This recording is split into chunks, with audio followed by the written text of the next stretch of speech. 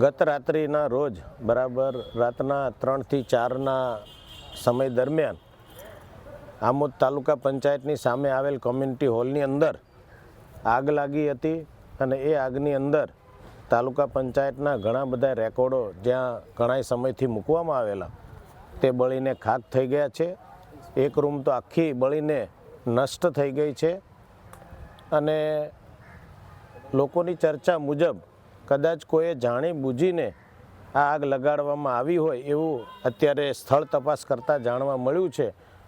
તો આ વિષયમાં અમે એટલું કહેવા માગીએ છીએ કે આની અંદર જે કોઈ સંડોવાયેલા હશે તેની ઉપર સખત ને સખત કાર્યવાહી કરવામાં આવશે. સરકારમાં આની રજૂઆત કરવામાં આવશે અને તમામ પ્રકારે આના પગલાં લઈશું, એમાં કોઈ મિનમેક નથી. તો આજે અત્યારે અમે સૌ પીડીઓ છે, સાથે તાલુકા પંચાયતના પ્રમુખ છે, તેમજ ભારતીય જનતા પાર્ટીના પ્રમુખ એવા દીપકભાઈ ચૌહાણ, સૌ કાર્યકર્તાઓ અત્યારે સ્થળની મુલાકાત લીધી અને આગળની કાર્યવાહી કરીશું એવી અમે ખાતરી આપીએ છીએ.